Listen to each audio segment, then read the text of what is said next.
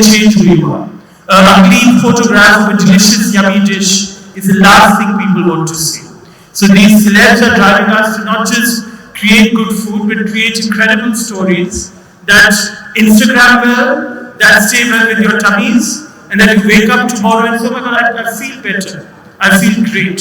So for me, the challenge is not just creating food for them that makes a restaurant look good or food that tastes good, but have food that makes the celebs look good, makes the customer feel good, and makes them feel good enough that they want to keep coming back to us. So I think the celebs are driving the business into a new generation of thinking where we want food that has a story, food that has looks, but also has legs to stand on. Noise. Instagram is noise. You can make it good noise if you take the celebs portion of your business, but you put it to good work.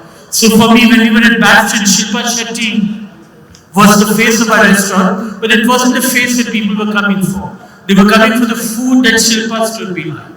We had once an Instagram moment where Times of India came to me and said, we have these candles, edible candles, chef. Will you make something? And I went to Shilpa and I said, Shilpa, if I make you an edible candle, will you eat it? She said, Suvir, only if it tastes good. So the reality is they just don't give their name to anything. They want quality behind the name. They earn these names with a lot of hard work. Their reputation is paramount to them. So it's not a game. I thought, people would think, oh, you just have a name, it endorses you and done. That's only the beginning. What they're very protective of is their reputation. So, if you think a celebrity-driven restaurant is everything, it's a nightmare. Because you have now one more layer of sophistry to manage, to deliver upon, and to seize the day with. And it's a challenge if it goes wrong. So for me, we wake up in the morning not just thinking, oh, Mr. Kohli is blessing our food. How can we make him proud of the food we are doing?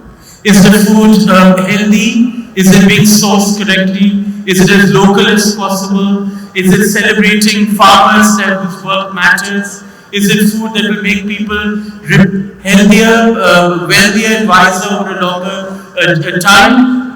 And all those tick marks can be made. That's when the food becomes worthy of their name and title.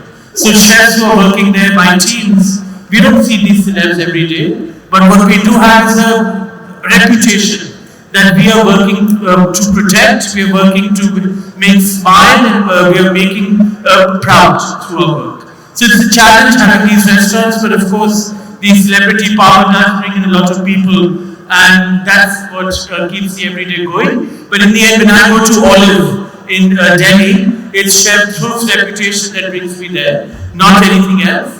And when I've gotten there and the food tastes good, I thank him, I go back there and I'm very proud of it. Similarly, when people come to dine at a restaurant owned by a celebrity, the food works, that's when those people go back to all their social media and thank the stars behind them. But the food has to talk before anything else. And of course, the location matters too. I think, Ritu, I put you to sleep, did I? Next to meditating. But so enough for the celebrity-driven restaurants. Food, flavor, quality, consistency. That's what matters. And if you have a good partner behind you, why not? So don't chase the celebrity. Keep the celebrity happy by delivering great food. And we have to maintain their reputation, the customers' demands, and all the. I'll take a question. Throw a question from you. And I'll take one more. You heard all the answers. Let's question. Anybody with a question? Why am I good looking? Why do I speak so well? Ritu, yes. The hatch. Okay, thanks. So there would have been times when celebs have actually put preferences of their likings towards the menu. What has been your experience like where if even the cuisine is not going through the menu, but it is their preference, like even to talk about, let's say, if you're working with an Indian restaurant and there is something which the celeb says that I like mixology or maybe like some molecular gastronomy, but it does not go with the menu that you have planned. So how, because it's a celeb, how does that go during the menu planning then? Then you become the diva of your kitchen. Okay. So, then it's a clash of titans. Which celeb matters? But no, I think That's the beauty of having celebrities behind you that know what they're talking about. I think today's celebs, especially the ones I've dealt with, they're leaders of the industry, they're world travelers, they've eaten at the best places of the planet, and they're hungry to see India shine bright. They're hungry to see their restaurants have food that quality matters, the quantity, portion size. They're looking at things with such great detail because their reputation is paramount. And they don't challenge a chef beyond a certain point. They challenge us to perform well. They challenge us to keep creating foods that match up to their zeal and ideals of greatness.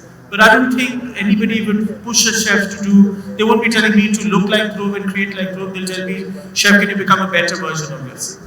They're there behind you for you to dream big, for you to sustain your dreams. And of course, if they want molecular, I tell them, I need this equipment, I need 3 other staff members who are smarter in doing it. Chances are they'll say, yes, go get it. So at one of my restaurants, I'd come in with a very different diktat from what I was delivering. And I said, I need XYZ equipment. And they gave it all to me. They literally had me silenced. I couldn't say, I'll do XYZ only if you give B, C, D to me. They gave it. Now what do? I have to perform. So I think a lot of these celebs are very smart. And as I said, their reputation precedes them. And they'll give you all the leeway, all the support, but they expect the best. And it's not about having you give what you don't know. They'll support you in that. Because they want a successful business at the end. A lot is at stake for them. Thank you, Chef. Any other question? Yeah. Sudaji.